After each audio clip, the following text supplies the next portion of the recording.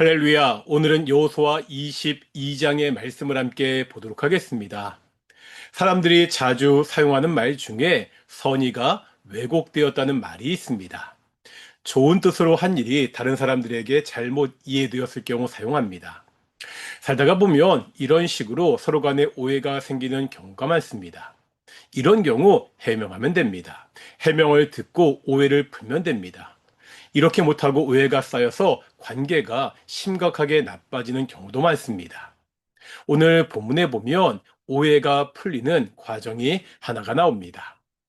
이제 가나안 정복과 기업의 분배가 마무리되었습니다. 이미 요단 동쪽에서 기업을 받았던 지파들은 자신들의 기업으로 돌아갑니다. 그동안 요단 동편 지파는 자신들의 약속을 잘 지켰습니다. 요수아는 이렇게 순종한 동편 지파들을 축복하며 보냅니다.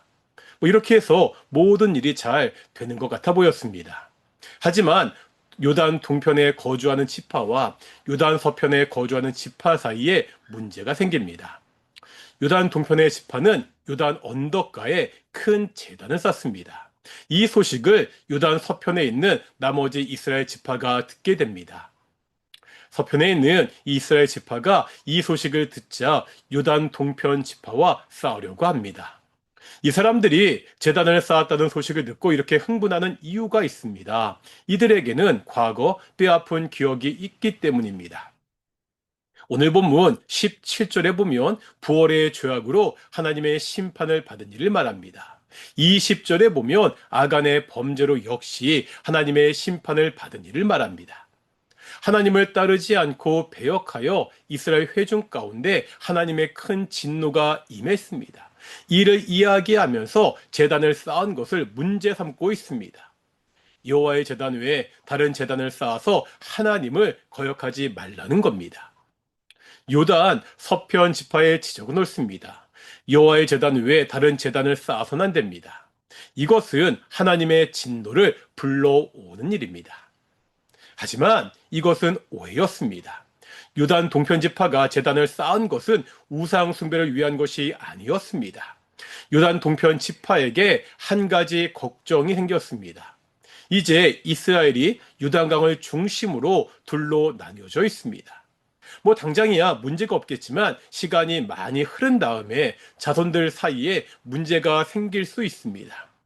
요단 서편의 지파의 후손들이 동편 지파의 후손들에게 너희는 하나님께 받을 분깃이 없다고 할 것을 두려워하고 있습니다. 그래서 이들은 여호와의 제단을 세웁니다. 요단 동편의 후손들이 조상들이 세운 여호와의 제단을 증거로 삼게 하기 위해서입니다.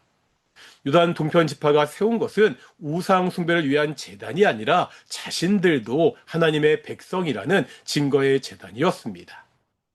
결국 둘 사이에 모든 오해가 풀리게 됩니다. 교회 안에서도 이런 오해들이 있을 수 있습니다. 교회에서 악의로 하는 일들은 별로 없습니다. 서로 선의로 일을 합니다. 분명 좋은 뜻으로 하는 일인데도 오해가 쌓여서 관계가 악화되는 일들이 생깁니다. 내 관점으로만 그 일을 볼 때가 많기 때문입니다. 상대방을 배려하지 못하는 경우도 생깁니다. 사탄은요, 끊임없이 교회 안에서 이런 오해가 생기도록 할 것입니다. 그러기에 우리가 교회 안에서 이런 오해들이 쌓이지 않도록 정말 기도해야 됩니다. 또한 내 관점으로만 보는 것이 아니라 상대방의 처지와 상황을 이해할 수 있도록 그렇게 노력해야 됩니다. 그럴 때 교회가 분열되지 않고 하나가 되어서 하나님이 주신 축복을 온전히 누릴 수 있습니다. 하나님이 교회를 하나로 세우셨습니다. 이 하나된 교회를 힘써 지켜나가는 귀한 성도들이 되시기를 소망합니다. 기도하시겠습니다.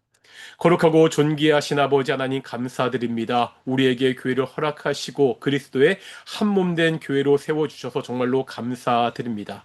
사탄이 끊임없이 여러 가지 오해를 통해서 교회를 분열시키려고 할 터인데 그럴 때마다 우리가 주께 기도하며 하나님께서 하나 되게 하신 이것을 힘써 지킬 수 있도록 인도해 주시옵소서. 감사드립니다. 이 모든 말씀 예수님의 이름으로 기도드렸습니다. 아멘. 마치겠습니다. 샬롬.